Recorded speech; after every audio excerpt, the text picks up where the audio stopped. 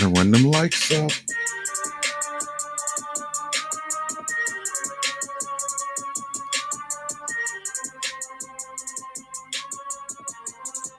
It's time to run them lights up.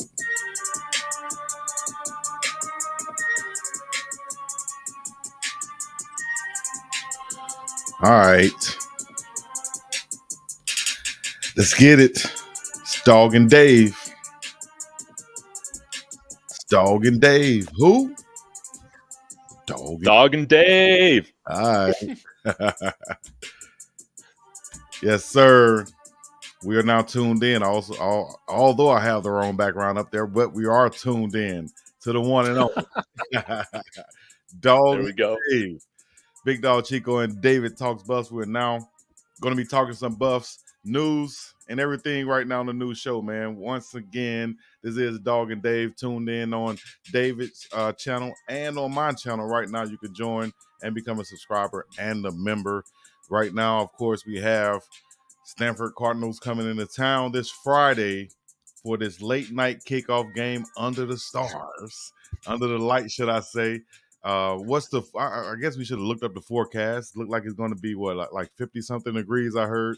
Yeah, it's going to be a wonderful fall evening in Boulder. Should be sunny. We're getting a bunch of rain right now, but that should be out of the way come Friday. Yeah. So a good late night kickoff, 8 p.m. kickoff, Mountain Time. Coach Prime, like you said, just made a comment on that as we were going live. What do you feel about these late night kickoffs going down with the Pac-12 conference out there? Man, I will just take a page from Coach Prime. Thank God we aren't going to be in this conference anymore. We're going to get great kickoff times next year moving forward. The 10 a.m., it's also not ideal, but I would rather have that than be staying up till 1 a.m. to have y'all stay up, well past 1 a.m. to watch a game. Well, I think, that's a good question. So you prefer the early games, like you would prefer a 10 a.m. game over a 8 p.m. game, yeah? That's what you're saying. Yeah. Now, if I was 21, I think that, it would probably be a little bit different. But, I'm in my 30s now. I live a little bit more of a relaxed lifestyle.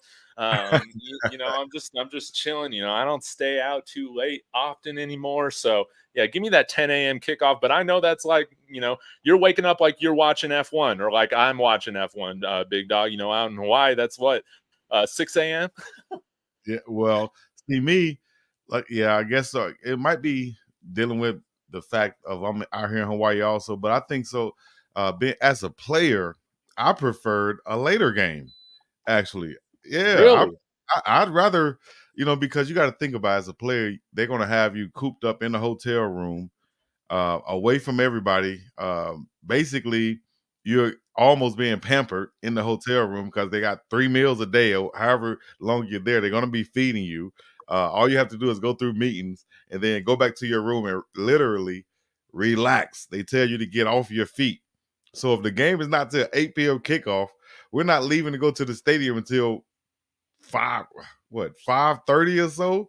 And we're in the locker room probably 6:15, like early.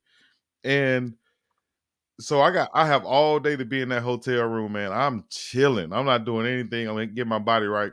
And then I can get up around 3:00 and start, kind of prepping myself to get ready for the game. I'd rather do that than possibly not sleeping at night and then having to get up early.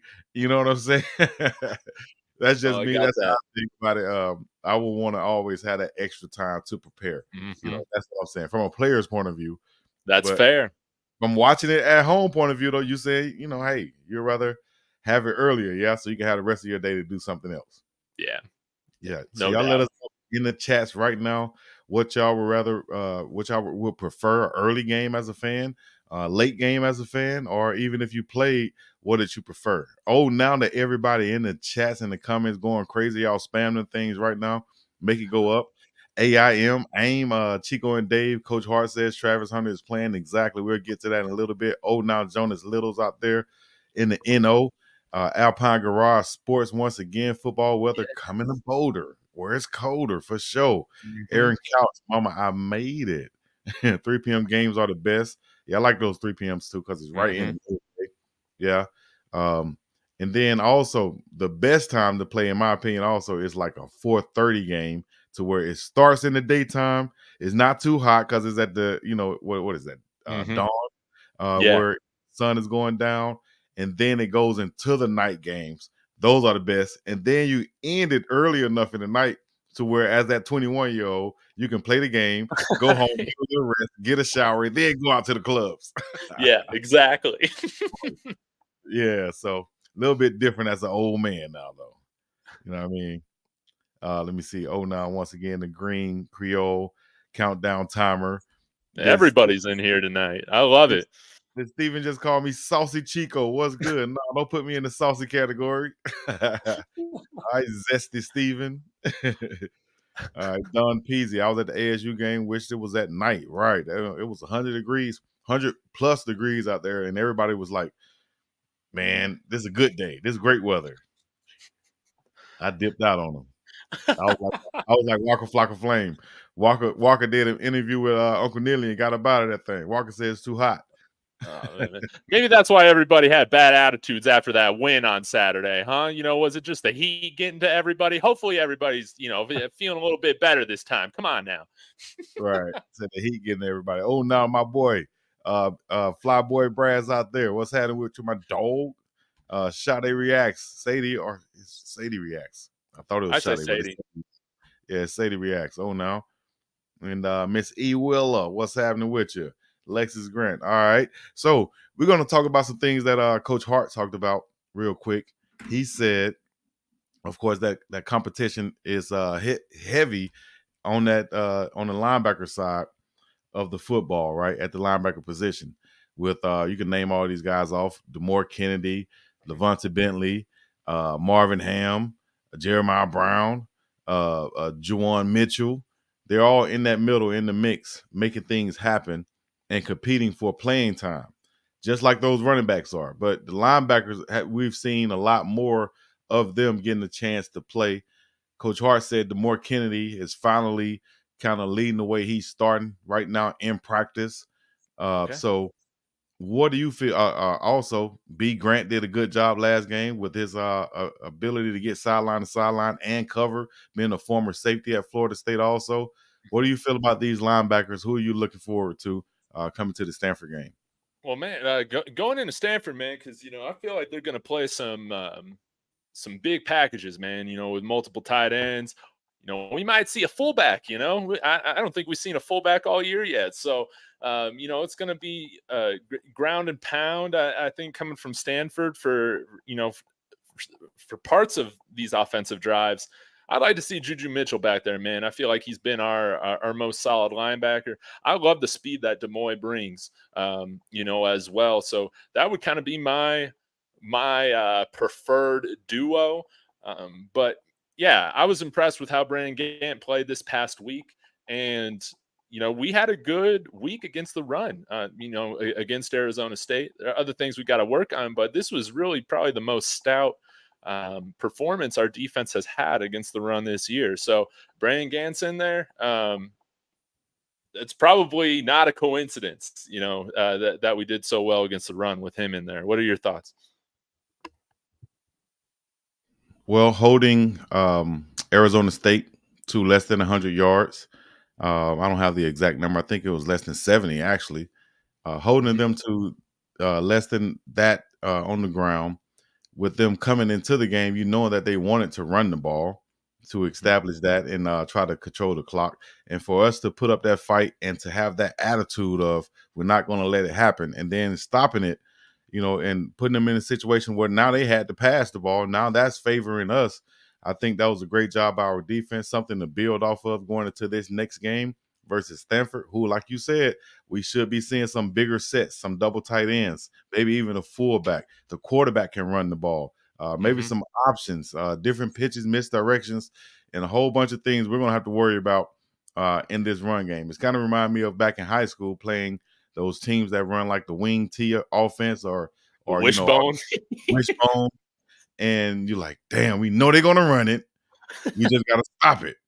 And we know they might hit a couple times, but we can't let that define us. We got to still have the attitude of, we're going to hit them in the mouth, and we're going to attack also. What I would like to see, though, are the linebackers, and we'll talk about who I would like to see also. But what I would like to see from the linebackers are a lot more shooting the gaps, a lot more anticipating on the run, to where you can make plays on the other side of the football. You can make plays in the backfield, get tackles for loss, take the hit to them instead of catching every time and just reacting and letting Yep. them come and hit us in the mouth. Now we can go on the other side of the ball, be aggressive, and go attack them and try to get some plays in the backfield. The guy who I think can do that is from Alabama, DeMore Kennedy, who we've seen a lot on special teams, but now we're going to be able to see come out there and play at the middle linebacker position.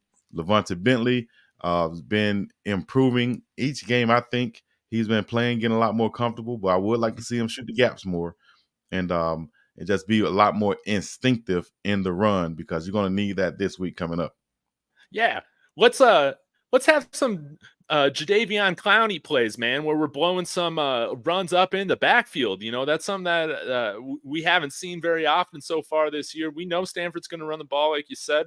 This is a great opportunity to show improvement. Be getting a bunch of tackles for loss. I would love to see that this week.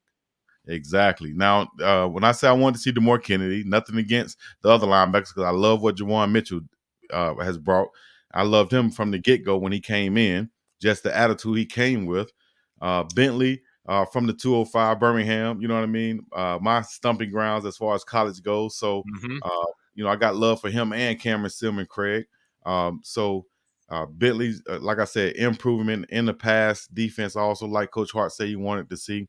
B. Grant is a natural pass defender, sideline to sideline. They just got a lot of combinations they can go with that can be productive out there. He's going to stay with the hot hand, but I wouldn't be surprised to see him just rotating guys based off of play count, so to speak. Yes. Because all of them have been productive in different ways. You know what I mean?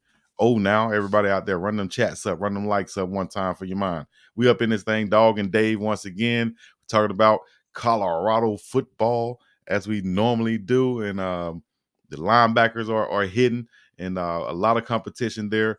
But we also have the big elephant in the room, Dave. Oh, that man.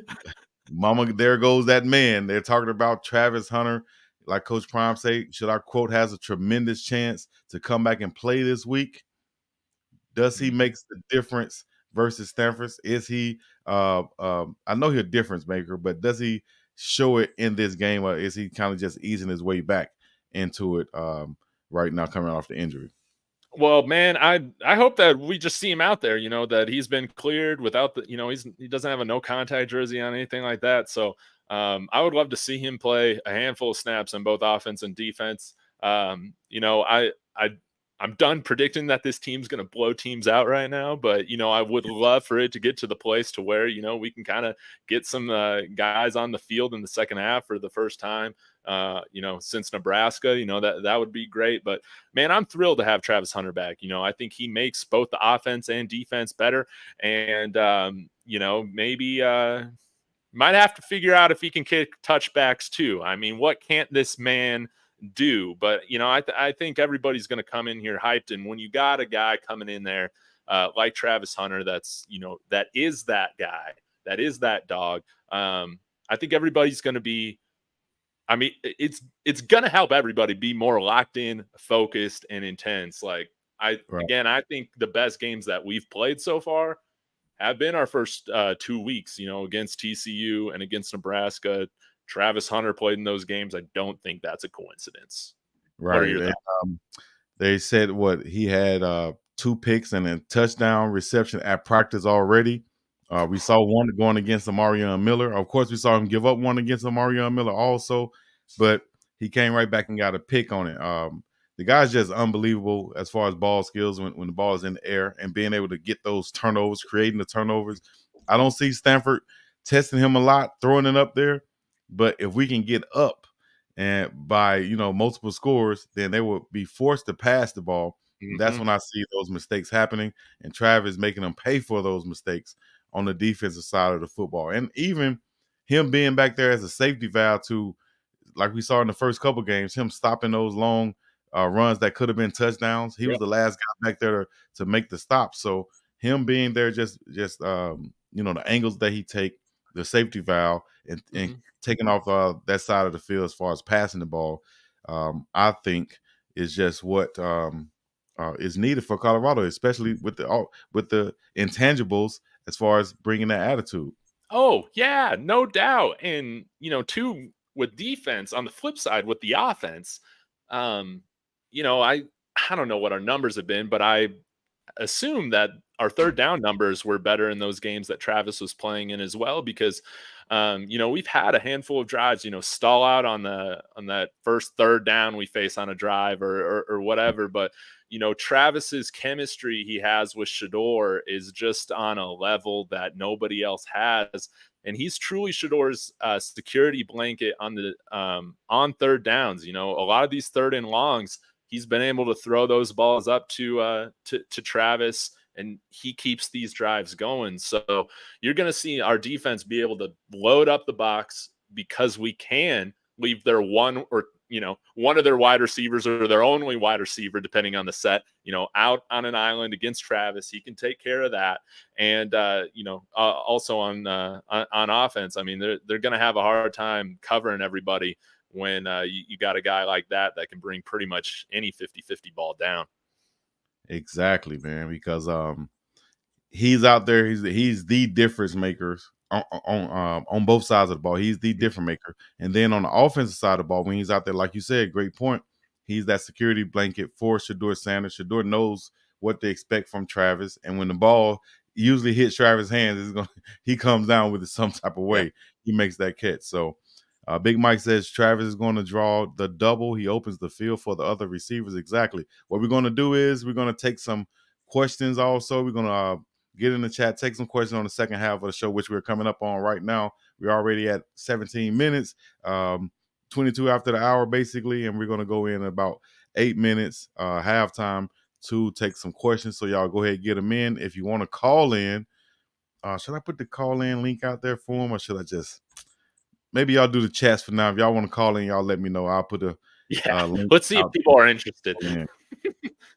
Exactly. So let me see. I'll do it right quick. I'll go ahead and put that out there and put this in the comments right now. You can call in here. Call in. There you go. For anybody else want to call in and leave your comments. Excuse the typo, but it's out there. You got it. Matter of fact, let me make sure I do it again. Oh yeah, I think that link. Yeah, you caught it. Okay. Did I catch? Okay, there it is. Yeah. All right, we're in there now. Like swimwear, should I say? Where we can take some calls and we can take some questions coming in about what's going on with Stanford and the Colorado game that we're looking forward to. This is going down on Friday. This is a Friday Night Lights game.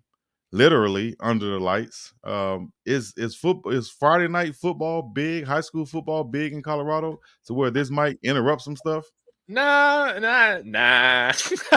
It's not like Texas or Florida or any of these big states.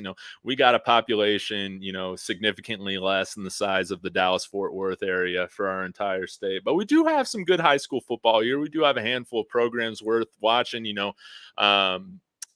Beckham, Chris Kritza, one of the 4-star quarterbacks we're looking at, is a quarterback right here at Boulder at Fairview High School. So I don't know if they play at home or away, but you got to know, man, especially with the team we got right now, the personalities, Boulder is going to be the place to be at.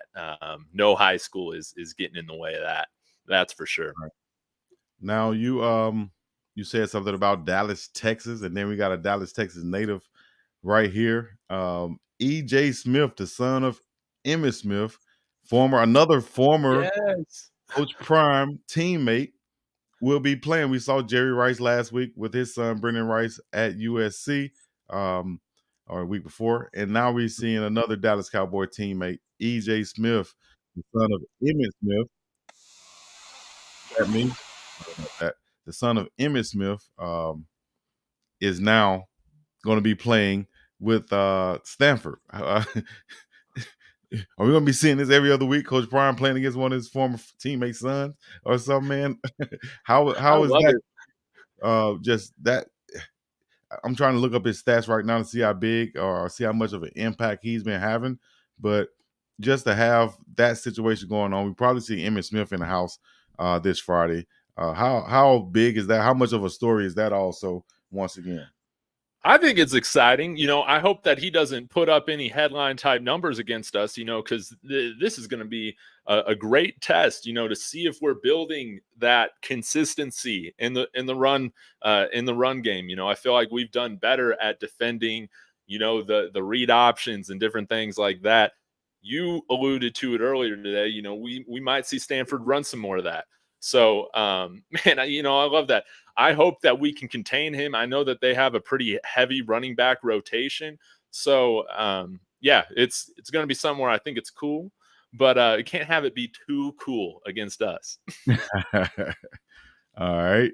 Oh, good question. What happened to Jacob Page? I think Jacob Page is still there, or did something happen with him, disciplinary reasons or something? But I know he was I got wearing number no idea. 23. I'll probably have to look into that. Michael Irvin has a relative that plays for Stanford as well. Wow. Michael Irvin has a cousin that plays there. Okay, we'll have to look that up too, man. So Mike should be back there in Boulder once again also. We had a caller come in. We just lost him. Oh, no. Yeah, I was about to click on it, then it went off. So let me see here. Emmitt Smith visited Boulder a couple weeks ago. Yep, he did. Good catch right there, Geniality. Yes. All right. So yeah, y'all go ahead and get your comments in. Let me know. Maybe we can look up some stuff, and we'll go from there. Shiloh leads the conference in tackles, doesn't he? Yes, he does. Yep. Let me see. Maybe I can get those stats in front of me. But he does lead them in tackles right now with 26 solo tackles, 6 assists, 32 total tackles for Shiloh Sanders, 1 pick and 1 touchdown, 1 forced fumble, of course. And next guy behind him, actually, he's tied with the Marion Cooper, who has 32 total tackles, also 27 solo. And we saw him, and he has a sack. We saw him really ball out. That played at the last game, where I think he's one of those good tackling cornerbacks where everything in front of him, he takes care of it. If he can see it, he's taking care of it, whether it's run, pass, or whatever. As a cornerback, good job so far from Marion Cooper. Also, what do you think of him? Yeah, man, he's been great. I feel like we have a very nice kind of cornerback room coming together. I feel like Omarion's taking strides. Travis, we know what he's going to be, but it's been great to see Cormani out there, as well as Carter Stoutmeyer. We've had a handful of guys, get on the field because of injuries or this and that, but man, I think that this secondary is going to continue to be improved throughout the season. And man, hopefully, even by the time that we play UCLA here in a few weeks, it's going to be important that we lock down all the weapons that they got on offense. That's for sure. Right. Do you think the reason Juju was kept out of the game was to keep Shiloh the leading tackler? Nobody's looking at that. I mean, if there's We're a in the coach, wins business. right, they're in the wins business. That's crazy to even think that. But Coach Hart addressed that. He said that it's performance based and it's week to week and it's based off of practice. And I tried to tell this to Coach Hayes yesterday that each week game plans changes, based off the team you're playing, which means that personnel can change also. So if I'm game planning for a certain run style, and I know this linebacker has been performing versus this run style the best, based off of what we see on tape at practice. We talking about practice. Yeah, we talking about practice, right? That's what it is. So based off of practice, that man, they started who they felt like would give them the best opportunity to win, and we saw the performance that they had. So next week it could be somebody totally different. Like Coach Hart said, it's DeMore Kennedy right now this week, who I'm excited to pick 22 out that thing. Yeah, let's see it. I got a question for you, Big Dog. I didn't see Coach Prime's press conference before we spoke on the post game on Saturday. But man, I feel like he's kind of at his wits end, or like, had his last straw, right now with the offensive line performance. Do you think we might see a different combination of starters out there this week, or you think that might be addressed when we hit the bye? Because I see these questions right here. Shouts out to Dub Will and Big Steel, putting it on out there. Flyboy Brass and Big LT, what's happening? So any changes, any chances of seeing changes on the offensive line, man, that just depends on how those backups have been developing. I still have Please questions. develop. Please. I need to follow up on this too, but so right now the starters have been Big Tank at left tackle, Jack Bailey at left guard, Van Bam Wells at center, um, Landon Beebe at right guard, and then Reggie Young started at right tackle for sy'veon Washington, who's out with an injury right now. The guys who's behind them at the top of my head, I can see Big Jack Wilty at one of the guard positions. I can see Hank Zelinskis, he's a freshman though, at the center. I can see hate that we lost Tyler Brown because he would have been at the guard. Kareem Harding is there. Jeremiah McCrimmon is there. How well have they grasped the playbook so far? That's the question. That's the big issue, I think, for the whole offensive line is the mental part of it. The reason why I say that is because as much as you get the mental part of it, that's how fast you can turn around and play, right? Yeah. Even coach was saying, hey man, every team sees defenses come up and show blitz with 5, 6, 7 players and then drop off. Every team been seeing that. Every offensive lineman been seeing it forever. True. But offensive line is that one unit on the team that has to be the most cohesive as far as connection, communication, and blocking together as a unit, as one. If one is off, that is like the classic statement of you only as strong as your weakest link. And that's especially true on the offensive line. You have one guy doing his own thing or not knowing what to do, that can disrupt everything. So if you're in that film study and you're understanding what we're going to do when we see certain things and we get certain calls, even if we make the wrong call and they look like they're blitzing from the right, but they come from the left, how do we adjust to that at the snap, after the snap? How do we see these things? How do we not have 4 guys or 5 guys blocking 2, but they have 4 rushers? You know, how do we do that? I think that's all film room, and that puts our guys in a position to be better and play at the optimal level. Would you be able to talk us through that a little bit more? Like having played, college football, when these guys get up on the line, or even like a running, you're fullback in college. Oh yeah, right? I played on the line at tight end. Okay. I played behind the line at H-back, fullback. I play on the line at slot receiver. All of those spots, inside and outside.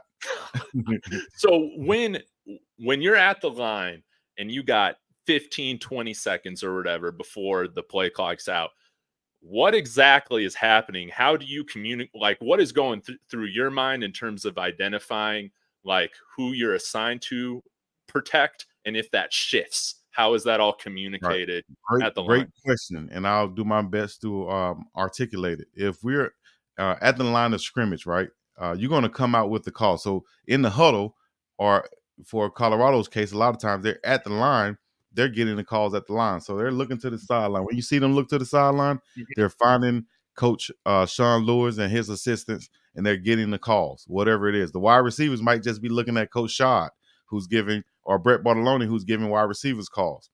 But once they get those calls, they line up.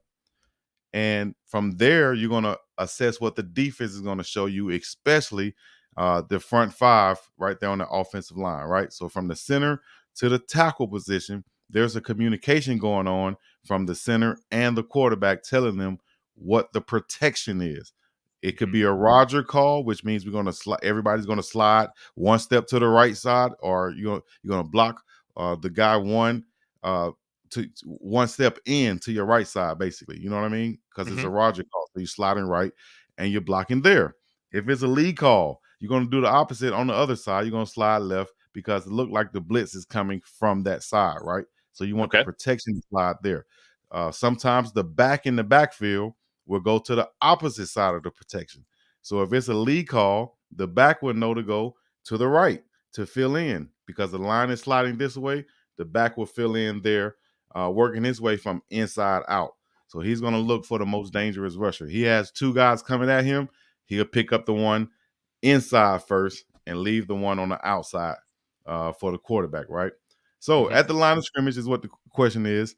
These guys coming up showing you have a certain call, and the quarterback or the center can say, hey, they can identify, hey, this guy's coming. You know, he's not a part of our count, but now he is. Identify him as the Mike linebacker. He's the middle linebacker, so that means that he's the middle guy, which we can count over to the left or over to the right from. That's our midpoint right there.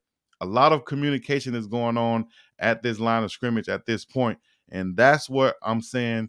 We have to make sure we're on the same page as, because if the quarterback is coming up here saying, we got Roger, right? And the defense is showing Roger, and then all of a sudden they show the blitz off the left side. Quarterback comes back up to the line. He makes a audible call. Now we're going Lee. But the running back doesn't hear this call, and he still blocks like it's a Roger call, right? That can mess up everything. Now you got a free guy coming off the end. So all of these things is very kind of, complicated in certain terms, because to the naked eye, you just see guys lining up and running the play. When you see these centers pointing or doing this, you might not see their mouth moving, but they're making calls throughout the game before the snap. Even something as simple as quarterback coming to the line, he might say green before he called. That's a sign, that's a signal. He's not just saying green because it's a color. He might be saying green because just like red, just like when you're driving, what does green mean? Go, right? So he could be saying green because we're gonna snap the ball on go. So he can say green, ready, black of the eight, orange, ready, set, go, because we're going on go. So all of these things are ways to communicate at the line of scrimmage and in the film room. At times like this, when nobody is watching, when you're studying the film with your coach, and you're going back over these games and you're identifying these guys. Look, guys, we had a Roger call right here because it looked like they were coming with the Roger blitz, but actually they came with a Lee blitz. How could we identify this next time before it happens, right? Oh, they're showing it right here. Look at the indicator. Look at the DB and how deep he is on the right side as opposed to on the left side. That kind of shows that the blitz is going to come from the left as opposed to the right. So we should have a Lee call instead of a Roger call. That's what the film study is, and that's what I feel like they need more of, which will have them playing a lot faster. Hopefully I broke that down for you guys in the long way. That was perfect. That somebody said. Let me see what Marcel says as we answer this super chat from Don Peasy real quick. If Coach Lewis gets head coach job after year's end, do you think Coach Flea or Bartoloni gets the OC job? Let's say, what do you think? You think, do they bring in another offensive coordinator or one of those guys get promoted to it? And I'd like to see just one of those guys get promoted, because then, you kind of keep the continuity and all that. So I don't have a preference right now between Coach Flea or I know Coach Bartoloni was calling the offense last year, but I don't really have a preference. As long as we're not getting away from a run game, I'm not going to complain too much. Right. All right, real quick, we got Marcel called in. Marcel, we see your name. Let us know where you're calling in from and what's your question or your comment. How you doing? How y'all doing, man? Appreciate y'all letting me on. Sure. I'm a truck driver, so I pretty much go everywhere. So, but I actually had a question, man. How do you believe this O-line can improve from here on? All right, Marcel, I appreciate it, man. Be safe driving the truck. We're going to answer it right now, which is what we kind of answered also, which was, my answer was get in that film room and study. That's why Coach Prime harps on it so much, is for his players to really get on that film room, because you can see things that can give you tips that can help you in the next game in the film room and film study. So, from my experience, and learning in the film room and allowing me to play faster because I see what's happening. Same way Shiloh Sanders got that 80-yard pick for the touchdown. Coach Prime said that was attributed to him being in film study and seeing those formations come out there and the tendencies of the team and being able to jump that route and take it for a touchdown. That's what I'm saying. What do you think, Dave? Yeah. I think another thing that I think about as well is just like, how do we like unlock the dog in all these guys? Because I think we want to see them play with a little bit more attitude, and if we're playing with a little bit more attitude and confidence, then the performance is going to be better. That's how I see it. So, I am no coach. On a lighthearted note, let's get these boys some Red Bulls, before the game, and that viral clip of the Jacksonville Jaguars offensive lineman, years ago, he's get slapped. Get me slapped, Big slap John me harder, Henderson. Yeah. Yeah. Then he's amped up, maybe we do some of that, but on a serious note, I think starting the game out, just going with some run plays off the bat, even if they're not for a long yardage, I think it could kind of help them get into that mentality of being physical, because when you're pass blocking, you're kind of stepping back, you're still engaging, but it's a different energy, than run blocking, which is like, you're really on the attack to lay some guys out, put some guys down on the ground, like some pancake style blocks. What do you think about that? No, exactly. Offensive lineman mentality is usually to run block, to kind of manhandle the other guy on the other side of the ball. A lot of guys, and I interviewed David Connor earlier, the injured offensive lineman for Colorado. He said his favorite thing is the pass block. I'll tell you right now, you don't see that often from many offensive linemen. I'll say old school ones that I played with. Maybe it's different nowadays with the younger guys, but old school traditional offensive linemen love to run block to get things going, and then you can pass block kind of off of that, kind of like a counter punch in boxing, to do the pass and RPOs and things of that nature. So I think it lets them be a lot more aggressive, having them run. So I would like to see that more also. Speaking of running, we'll get right into it. Will we see Big Alto McCaskill get more touches this week? I think Coach Prime said we should see a lot more of him. Coach Fleece said we should see him. Will we see him? It's been like the last couple of weeks we've been talking about it, hoping we would see him. He got 5 carries versus, I think it was Oregon, then 1 carry versus USC. And did we see him any versus the last game? Not sure we saw him at all versus last game. I don't think so. Just on special teams. Right. So moving forward, will we see him versus Stanford? Will this be the game?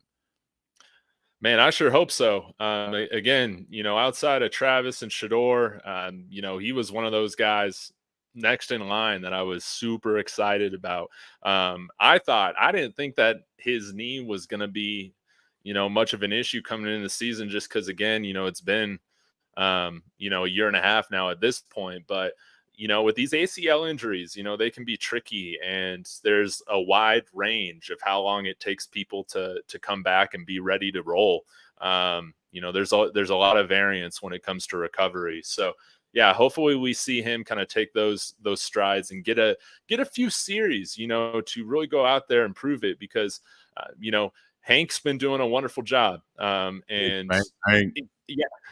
Yeah. And I think in order for McCaskill, to get out there and to become the starter that I think a lot of us expected him to be when he first suited up, I mean, he's got to be putting out more production than Hank, and Hank's doing a good job right now. I agree. Let's get to a little bit of the stats real quick while we're talking about it. As far as rushing go, for Colorado, Dylan Edwards has 47 rushes, 217 yards. I didn't realize he was the leader right now. I would figure that he was the leader as far as receptions, but not carries. I thought Hankerson would have been there. Well, it's very close. Hankerson has 48. Dylan has 47. Hankerson 214 yards. Dylan with 217 yards. 4.6 yards a carry for Dylan and 4.5 for Big Bank Hank. Both of them have 1 touchdown. Sy'veon Wilkerson also has a touchdown run, 20 carries, 60 yards for him, 3-yard average. Alton McCaskill has 6 total carries, like we said earlier, 22 yards, 3.7-yard average. And we'll go, I think those are all the running backs. Charlie Offerdahl had his 2 for 11 in that game. The other ones came from wide receivers. Kavosier Smoke 2 for -2. So that running backfield hasn't been very, I would say, diverse as far as who's getting the ball, as we see Dylan Edwards and Anthony Hankerson taking the bulk of them. Will that change in the second half of the season? Will that kind of balance out with these guys at the bottom of the list? Because we saw Coach Prime say Kavosier Smoke is a dog. We know Alton McCaskill is a dog and how much he loves him coming back off that injury. Will we see sy'veon Wilkerson also is a beast? Will we see it kind of flip now going into the second half? Will we see these fresher guys come in and get more carries? McCaskill, Smoke, and Hank and Wilkerson. Also, Dylan Edwards more out of the backfield. I'm not sure. You could chime in on that if you want to, Dave. Let me know what you think. Well, I have liked the integration over the last couple weeks, running some more of those toss plays, to Dylan Edwards outside the or in the shotgun formation. I know that maybe sometimes, we got to run him inside, just to kind of keep the defense honest, to some extent. But I would like to see a little bit more of a rotation. Again, I think with the talent that we got in the running back room, that's not something that I want us to take for granted. I think that we can get fresh legs out there.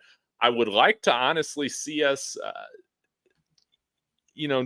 do some more like close yardage or short yardage runs inside, like on the goal line, and bringing in Bishop Thomas, bringing in, Shane Cokes to do some of that. I'd just like to see a little bit more of that, because I feel like with McCaskill, he's a big guy that can do it. I think Hank has shown us, over the last couple games, that he's a guy that can really fall forward and get that extra yards. sy'veon Wilkerson has done that.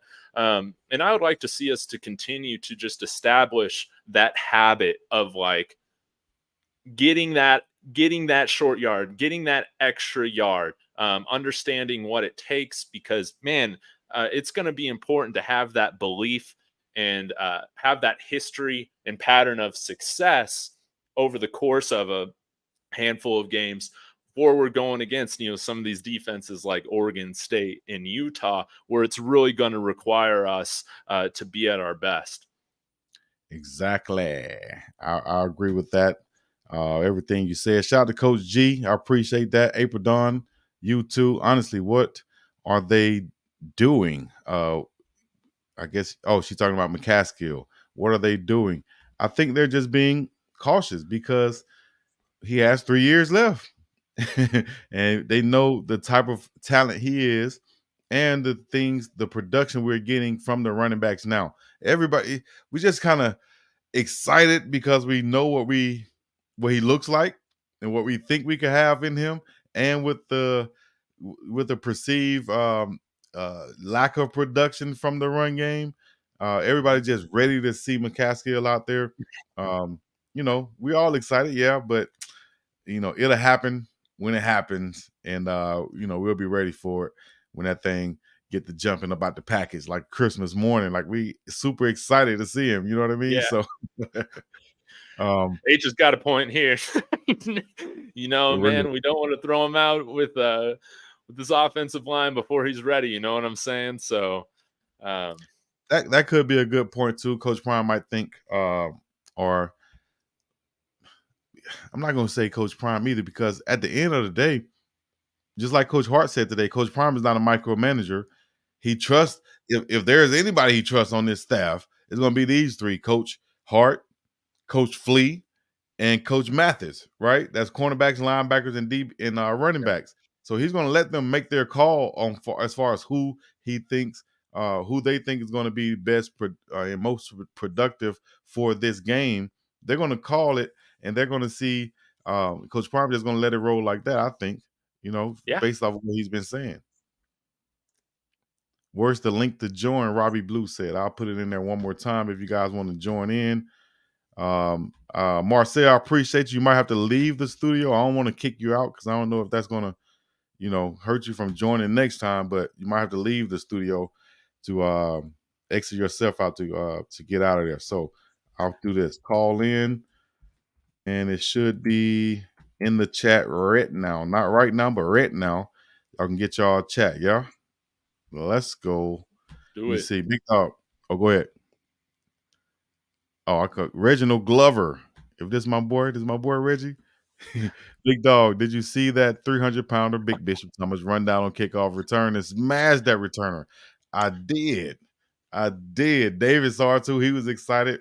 And I had just said, I'm wondering why didn't you? I said it last game too when I saw him. I was like, why is Big Bishop Thomas running down there on kickoff? But it wasn't just Big Bishop. I was saying, why is there any defensive tackle 300-pounder running down there on kickoff, let alone on the team that we're thin that defensive tackle at? And then he went out there and smashed the guy in the mouth. So what did you think about that, David? Did you jump up and down when you saw that? Oh man, I was thrilled. I was pumped up about that. And he's just an athlete, man. Like looking back at his huddle tape in high school, like that's some of the most explosive stuff that I've ever seen. Like y'all go take a look at it because he's doing everything, on offense and defense. And I would like to just see more of him on the field. He's a guy, if he can play on special teams, on kickoff coverage, why aren't we lining this guy up in like 2 tight end sets? But then he's out there on the play Xavier Weaver scored on. He was the lead blocker out there, him and Big Shane Coates. I don't know if Shane got the right person on that play, but it worked out well, and they both that's true. But I'm talking about like even shotgun. Like have this guy out there like a wildcat. Yeah, or just there to block, or even get down for a little play action route, man. Like he can, he's got some wheels. I think before the season is out, we're going to see Bishop catch a touchdown off of play action. Chico called it right here. I've said it a couple lives ago, but I bet you we'll see Bishop catch a touchdown off of a play action. It could be this game too. Look out for it. All right. What do you think about moving him to edge? Nah. I still versatile player, could play outside pass rusher like a 4-3 defense type end in goal line situations, but just in the middle of the field, no. But definitely inside the red zone, I could put him out there. As a matter of fact, I've said this too. I'd put 4 defensive linemen, at least 3 defensive tackles, should I say, out there in the goal line situation with those other athletic guys on the line. But at least Leonard Payne, Bishop Thomas, and another big Amari McNeil in that middle for goal line. So we got to call in right quick. Like we got Robbie Blue calling in. Robbie Blue, shouts out to you. Let us know where you're calling in from and what's your question or your comment. Make sure I get you unmuted. Can you hear me? Yeah, I can hear you now. Yeah, man. I'm really excited about Colorado football this year. I'm a big Deion Sanders fan. I appreciate you guys' commentary. I'm in Texas right now, but I'm an Atlanta native, so I did appreciate Deion and what he did for the Falcons and the Braves back in the day. This is just my observation that I think people are not getting about the Colorado football team. And Deion alluded to it in the summertime when he mentioned conditioning. And one advantage that he has by being a Hall of Famer and playing at an NFL level is he knew that his guys were going to be a little undersized. So what happens is that gives Colorado the advantage in the second half because all these other teams, they come at them. I don't care whether you're playing at home or away, they get gassed out. Because I keep seeing people comment, hey, man, those injury timeouts are just BS. And I do think it's true. I think that they just start to be like, look, man, we've given these guys all that we want and they get rope-a-doped. So in that fourth quarter, that's why all of a sudden the offense opens up and Shador is able to do what he does. So it's not just the guys not playing well or they're not playing up to their ability. Let's be honest. They're a little outclassed on the line, just a little bit. You can have a lot of heart, but some of these guys are just a little bit bigger, but they don't have the level of conditioning that these guys have, which that goes into the mental toughness. And I think that's what gives them the edge. And I feel that if it had not been for some mental errors, and that's what Deion means about identity, they could have beat USC. Oregon, I just think that Oregon was playing a little bit dirty and got into their head psychologically. Because when you're that talented of a team, you don't have to do trick plays. I think that's bad karma that's going to come back on them. It really makes them look classless, in my opinion. How their coach was. I mean, people could say all day that it was just football and you guys are bandwagon Deion fans. No, I know arrogance when I see it, and Deion's not even being arrogant. He's saying something that I think all Americans can drive from. If you're confident in yourself, somebody else's insecurity is not your problem. Why would you not want to have a positive self image in yourself? And this is another thing. I think Javon, the big guy, I know he played well. He caught a couple of passes. I'm glad Travis is coming back, but I really think they should put him as a two tight end set with Haskin, with the other dude. I think he could play tight end, and I think with Dylan, you're just going to have to pull some linemen and get a little tricky. I think with trick plays, you can get Dylan open. Don't have him not only with screen but with some slant passes, like do some little disguise with trips and have some receivers block for him. And then once he gets going, you saw how he was breaking ankles against TCU. So I think Colorado. I know a lot of people think, maybe I'm drinking Drano. I really believe they could win the rest of their games, and I feel like if Travis was not injured, they would have beaten USC, and that's just my personal opinion. Definitely. I appreciate you calling in. Robbie Blue from Texas, Atlanta native. A lot of good information right there, dog. One thing I would like to say is, man, he hit a lot of points. Yeah. But Dylan Edwards, definitely get him the ball out in space. He can do some things. Shoot. Anybody else want to join in or comment on what Robbie said? He hit so many points. I should have wrote down some things. Well, I was about to come with one thing. He said another one.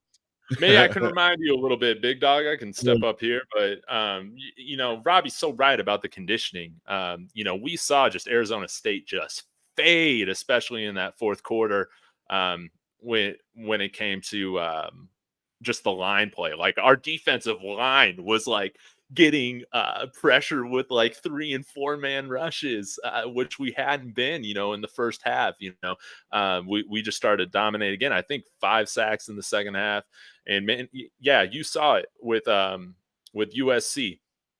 If we just kept it a little bit cleaner, we were in striking distance of getting that win. And with the altitude too, it becomes a huge advantage when you're already training to get at that elite level conditioning. You put the altitude on top of it, and yeah, TCU, same case. We were the better conditioned team. Sonny Dykes went out and said it, straight up, after that game. I think Robbie Blue hit the nail straight on the head with that, is that our conditioning coach Mo deserves a lot of credit for these fourth quarter comebacks and last minute wins. Being that secret weapon, as somebody said in the chat. Once again, appreciate you, Robbie. As far as the conditioning goes, in my opinion, also, you're spot on. You got more athletic guys. At some point, it could show up and show out as far as that conditioning goes. And these guys has been a little bit more conditioned than the guys they're playing against. And then that second half is really cranked up and shows you the difference. Let me see another comment here. We got time for another caller to come in. We got about 6 more minutes to go. And we could get in another caller. If anybody want to call in, get in the chats. You'll see it. I posted it in the chat. Let me see if I post it one more time. That link right there that I just posted in the chat. Y'all make sure y'all get in there. If you're on Facebook, you can follow live right now at Big Dog Chico Sports Talk on Facebook. Big Dog Chico Sports Talk on Facebook. Also, David Talks Buff on YouTube. Big Dog Chico on YouTube, and everywhere else you can find us at. Hit me on Instagram right now on the inbox. And you guys can be sponsoring this show. Who want to sponsor Dog and Dave? Who want to be the sponsor? Go ahead and get it in. Get us an official sponsorship. You feel me? K. Hayes said Bucky was giving Coach Mo. Oh, he did say something about Javon Antonio playing the tight end spot. And if you look at who was that? The pregame show posted the video, Sights and Sounds. You'll see Coach Brewster, the tight end coach, greeting everybody before the game as they're stretching. And he goes up to Javon Antonio and says something like, you're going to make a play from the tight end position today, so to speak, because I think they have some, in other words, I think they have some packages, which is another thing that coaches do in between time in game planning for the week, is they'll put in packages like, hey, Javon, this week, we're going to come in this set. And when we come in this set or we get in this situation, you come down to the tight end spot because we're going to have Mikey on the other side. They never cover their backside tight end.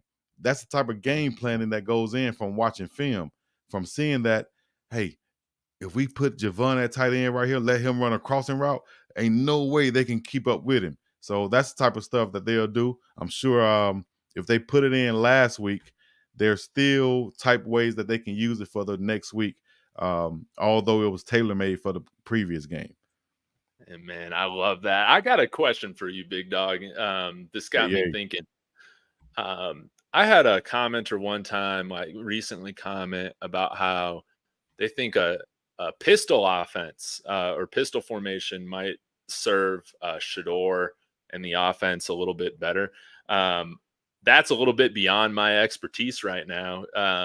What advantages in your mind would running the pistol give this offense, if any? I can see right now, in my opinion, just from the formation aspect of it, for everybody to know, the shotgun, the quarterback is away from the center. The ball is snapped. He's not under the center. He's about 5 yards away. In the pistol, which is shorter, these are gun references.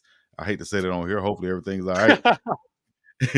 In the shotgun formation, he's about 5 yards away, so he's further, which hence a bigger gun. In the pistol, he comes up about 3 yards or 3.5 yards away from the center, taking a shorter snap, right? Which in turn, the running back is not next to him now, like he is in the shotgun.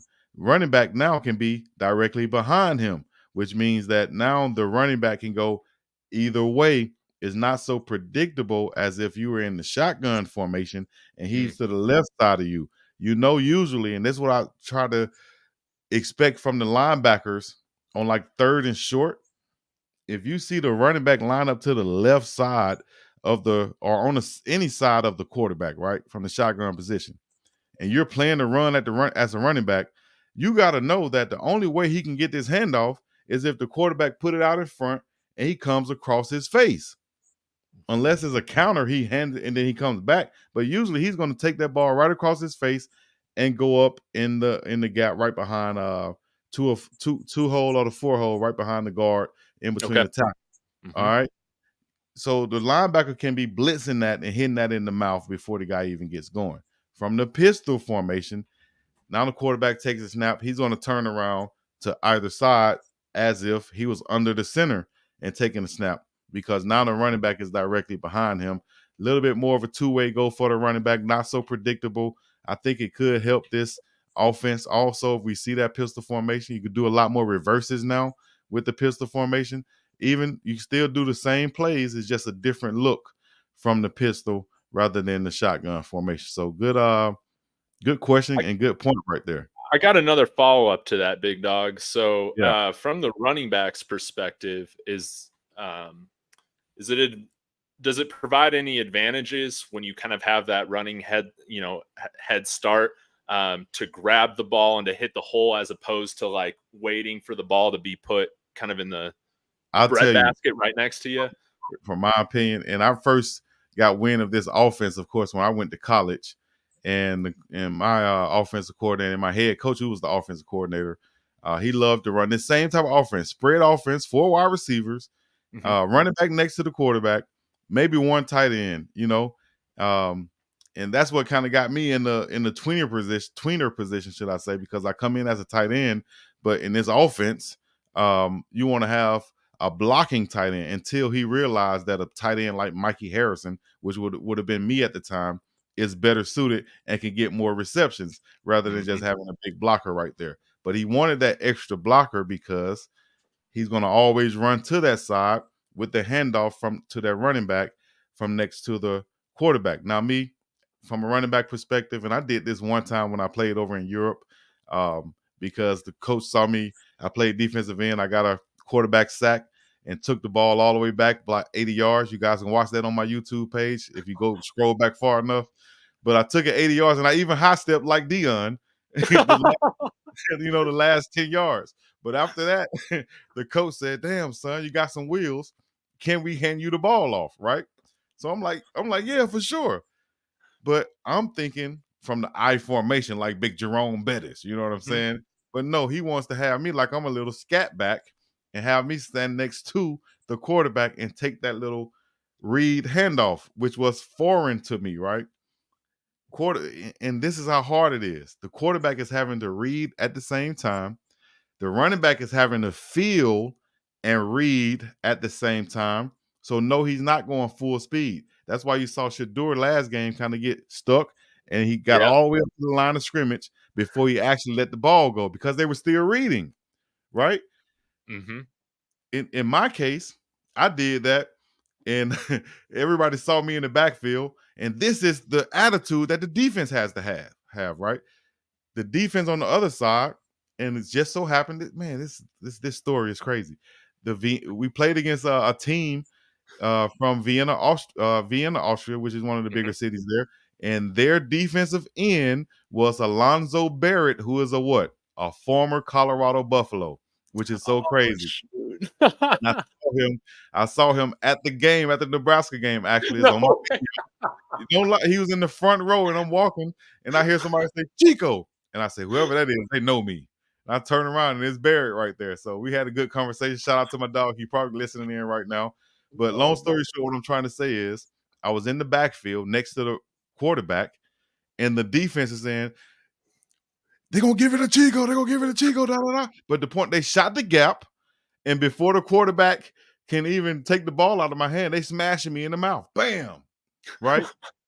So the question was, from a running back perspective, what's better? Getting it from that side of the quarterback or getting it from behind the quarterback, more of an I formation where you get that running start? I'll say that running start each and every time because you're not having to read. You're not having to hope a feel to see if the quarterback is going to give you the ball or pull the ball or one or the other.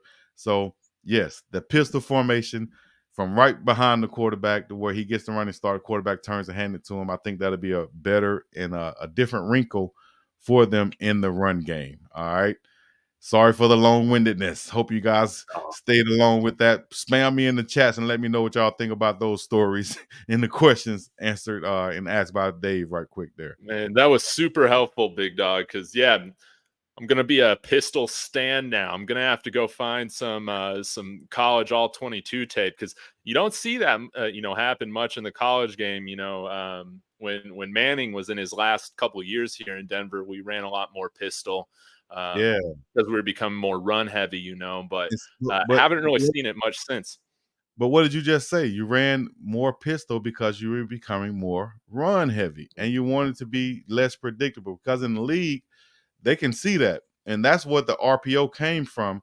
That running back next to the quarterback and he's handing it to him, but he's reading at the same time. So he could hand it to him or take it and pull and throw.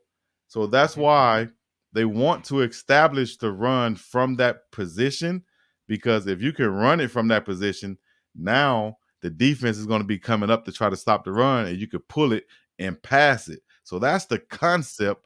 That's the philosophy that you want. But does it always work?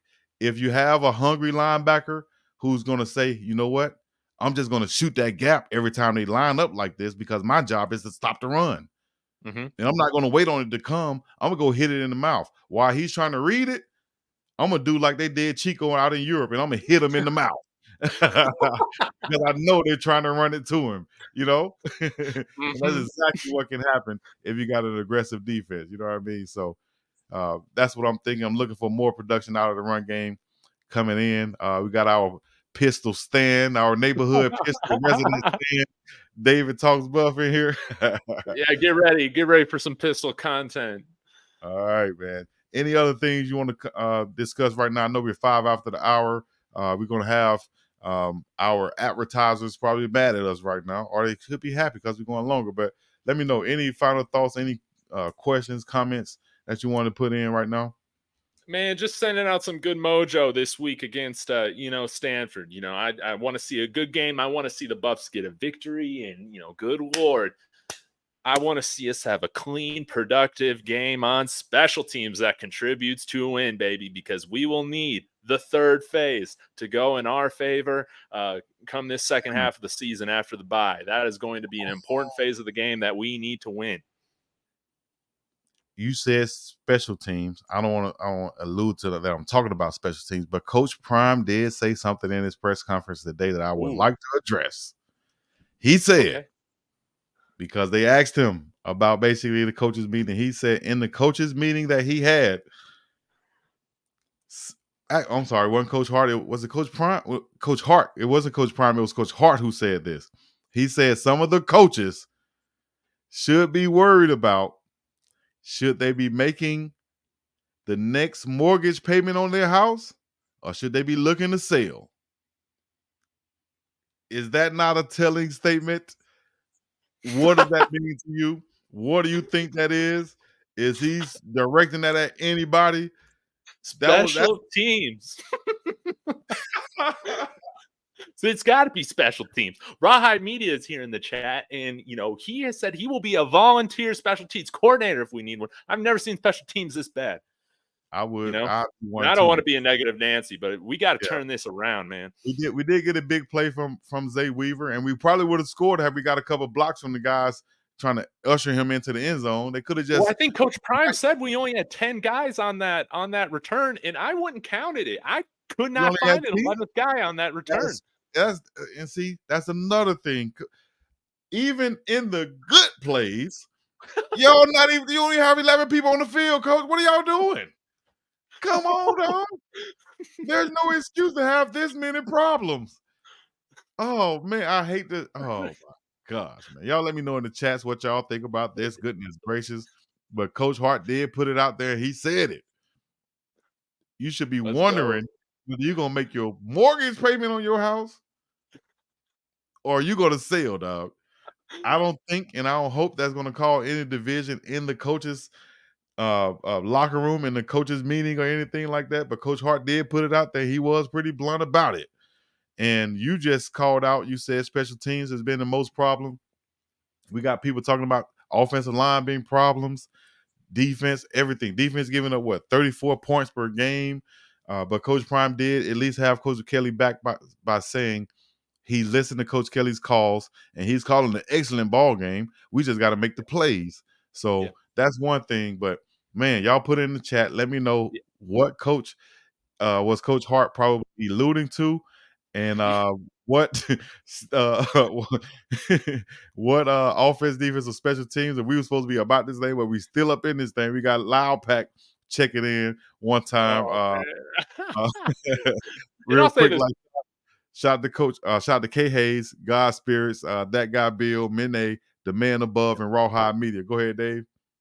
Oh yeah, I was gonna say, for me, there's a little bit more patience, man, with the offensive line and the defense, with the defensive line, just because it's like we know we're a little bit undersized there.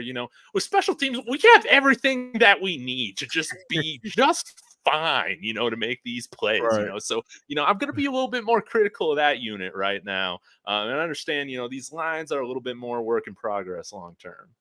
Exactly. I like how you put that. Good point.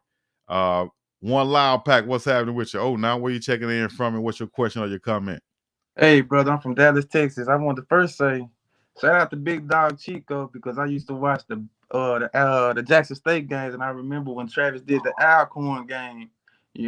I knew then he was the best player in the nation. For sure. Shout out to all the boys, Sealman, Craig. Them boys making plays up there. So shout out to all of them. For sure. And my comment, I think we're gonna do good this week. Travis gonna give us a big boost, and people gonna be happy.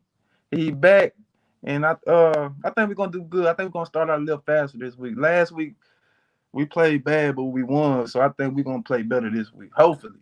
Right. I appreciate that, dog. I appreciate you checking in all the way from Jackson State. From the get-go. You know what I mean? The reason I could watch him last year, Big Dog.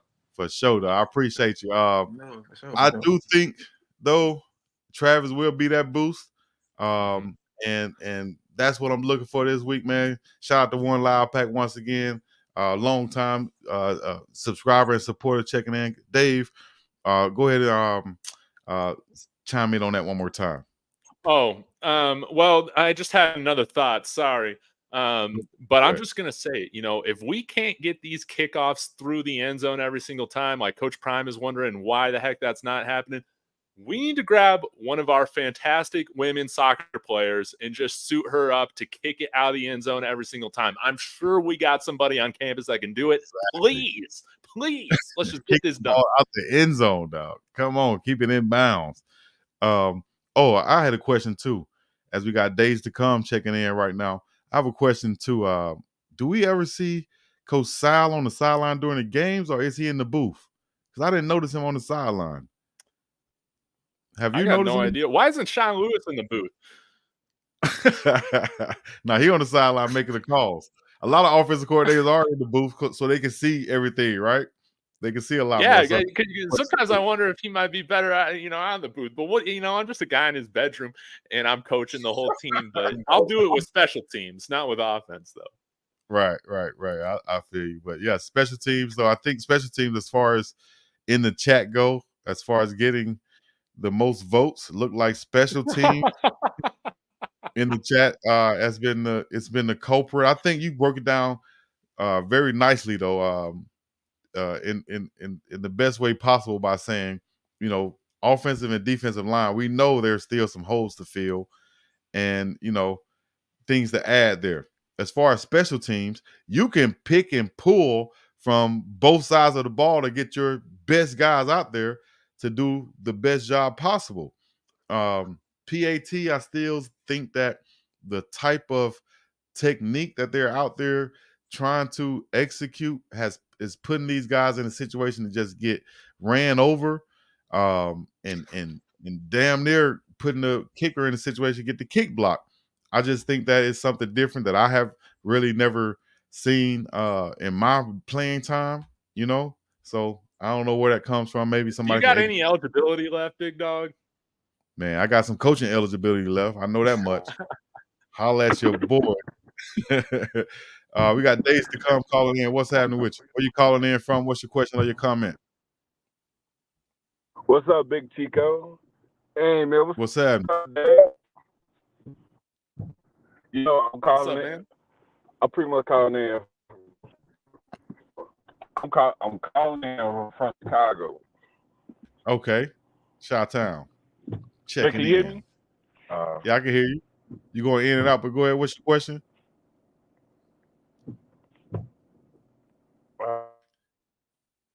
We can't hear you, Chi-Town.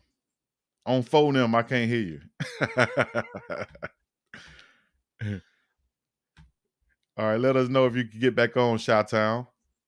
Days to come. On phone them, like they say in Chicago. Put Travis on O-line, he'll get it done. Coach Prime says Bishop on O-line, man. Special teams is hot garbage, as Coach Prime would say. Somebody asked, will he be trademarking that also? Hot garbage. Bucky has eligibility. Man, Bucky and you could argue, man. I know we made, we had a mistake on offense, and we gave up a lot of points against USC, but that special teams was responsible for like a 10-point swing, man, and the difference was 7 points, I think, right? So we could already say, man, that it's made a difference, man, in a win or loss right now. That's kind of how I feel about it, and if we don't get it under control, man, it's going to come back to bite us again, sadly. Yeah. Lawrence Collins said Coach Sal's in the booth would be must-see TV if he was on the sideline. I think it'll kind of help if Coach Sal was on the sideline in their faces some. Or he might be kind of like leaving at the Coach Nick Williams. The younger guy can do that exact thing like Coach Sal is saying, and Coach Sal could be in the booth being like that eye in the sky for Coach Nick Williams down there. So I'm sure they're in constant communication. And, Coach Sal being older, 64 years old, he's probably thinking like, man, hey, dog, I'm not being on no damn sideline anymore. Forget that. Can we give him a scooter? Is that allowed on the sideline? Like, I don't know. You got to be Coach Prime with. You got to have a certain. Let me go move on from that one. Lewis has a lot of side conversations with players on the sideline. He couldn't have from the booth. Yeah, exactly. And he's calling those plays. He's fast paced out there calling those plays. It could happen from the booth, but I think he's more, like he said, hands-on. You can have those conversations face to face. You can see your quarterback and look him in his eyes and go from there on, you know. So what they have right now, I think, is a work in progress, and they're finding the best ways that it'll all work together and fit together in the best way possible to be successful. Let me see one more time. Days to come. You got a question real quick, like. Yeah. So my thing is, I was saying, I think that we kind of overreacting a little bit, because I say that because we're a new team. It's like new coaches, new team, new players. If it was up to me, I think everybody. If I was Coach Ryan, everybody is on the chopping block. Everybody, coaches, players, staff members, the equipment guy. No, you know, Smitty ain't nowhere now. Smitty, if anybody has been performing at the top level, it's been Smitty, dog. So Smitty ain't going nowhere. And the head chef, Chef Solomon. We got to keep Chef him, Solomon, man. Smitty and Chef Solomon. You talk about job security. Well, man, Ralphie's on the chopping block right now too. You know, that's true. No, but you know, I feel like our coaches is cool. I think our coaches don't have the players that they really want. Because I think that someone on the offense and defense kind of like a lot of them play both ways on like special team, kickoff, punt return, and stuff like that. I think it could get a little bit confusing, like who's supposed to be out there and like who don't supposed to be out there. Mm-hmm. And like I think they need designated people who gonna play kickoff, punt return, you know what I'm saying? Punt, instead of having guys who play offense or defense to be on punt return, kickoff return, and stuff like that. So just have certain guys dedicated to that. Yeah, you know what I'm saying? They need guys who really gonna play those roles instead of you know what I'm saying, where like the offense get off, you know what I'm saying, you got to find guys and yeah. You punt return, you know what I'm saying? It's like when you in that moment, it's kind of hard to keep track like all the players and all the numbers, like who's really supposed to be on there. So appreciate that. Days to come. Real quick, like I would like to go over that, kind of break that down real quick as far as how the special teams go and why would we be having so many problems on there, and how could the special teams go out there on the field and it only be 10 people out there and nobody right? And it's supposed to be 11, of course. Man, I've seen it happen many ways before, but in college, this is a science, is a nuance, is broken down to where your special teams coach even have special team assistants, and they're calling for these special teams 2 or 3 plays before they're even supposed to be out there. So second, let's say offense is out there on the field and and now it's second and long. There is somebody on the sideline that should be saying right now, punt team right here, punt team right here on the sideline.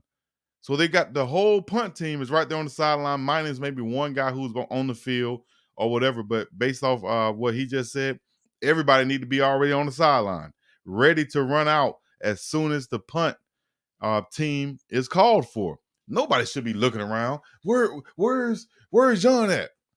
John should have been already right there on second down when the special teams assistant or whoever strength coach was saying punt team.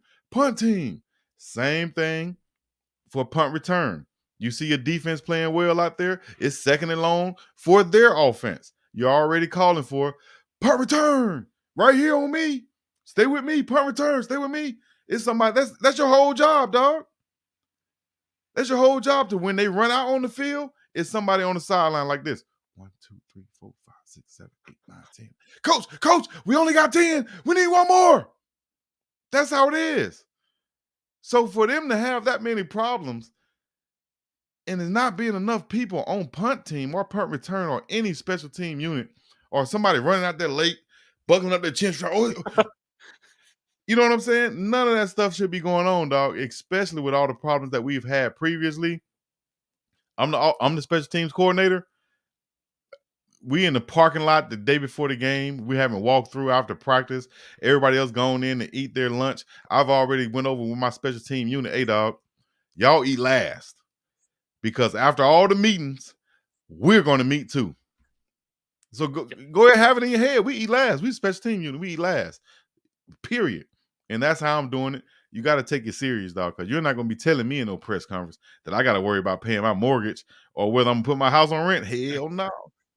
I got a question for you, Big Dog, more about the special teams, because I've kind of wondered this too, and I think it kind of like plays into.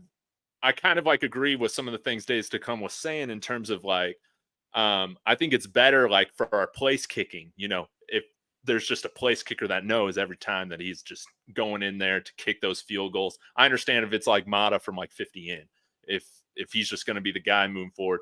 Like with kickoffs specifically, we've seen such a rotation happen between sometimes Jace is doing it, other times Paluzzo's doing it.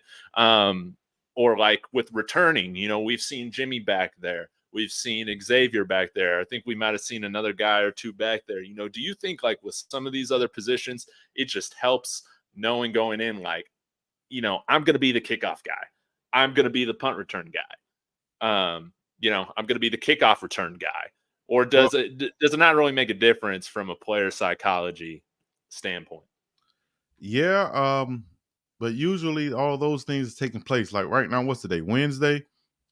All of those things are taking place right now. Jimmy, you got all the kickoff return duties this week. You know, you should be taking more reps at practice. Zay Weaver, you had a good punt return. You still number one punt return this week. You know, unless you just made a big play or something, or you got injured, now you can't do punt return. Jimmy, you're number 2 this week. Be ready if Zay go down. Now, what happens is a lot of times that number 2 guy might not be paying attention because his psyche is, I'm still number 2. There's nothing wrong with number 1.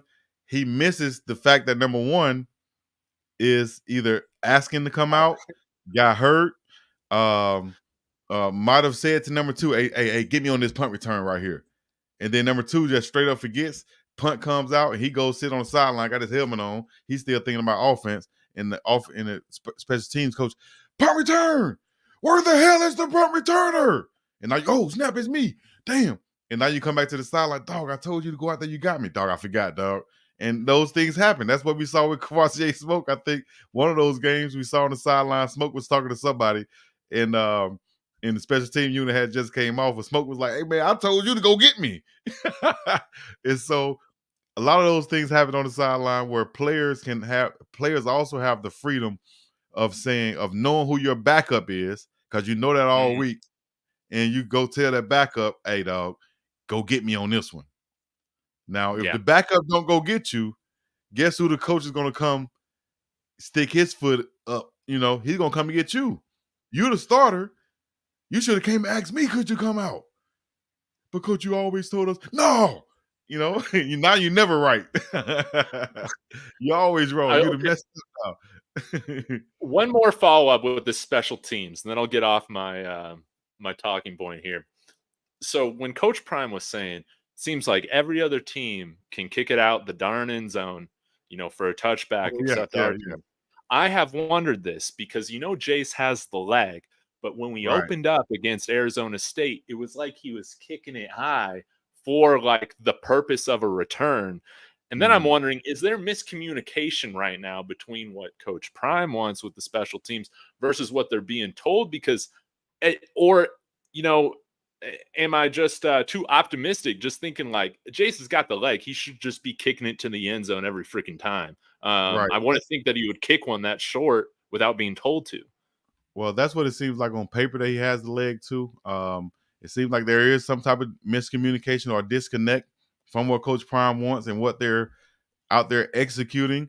I'm sure he's saying, man, kick the ball through the end zone. Why can't we do that? Jace's leg is strong enough. Palazzo just losing focus and kicking the ball out of bounds. That's just a mechanical loss of focus issue from a kicker standpoint, in my opinion, from what I know. And trust me, I hung out with my kickers a lot. Shout out to my dogs. You know what I mean? My spec unit. But with them kicking and the ball going out of bounds, that's just like a golfer shanking it or hooking it. You know, they're just trying to overdo it probably, and now you just you're overswinging and the ball going straight out of bounds. You can't have that. You got to find somebody who's going to be consistent doing that. Yes, we are talking about special teams, the third of the game, which is super important, and we've seen how important it is in the games that we have played. So if you guys have a question, you could have gotten it in. If not, go ahead and put it in the chat, and we'll make sure we get on next Dog and Dave.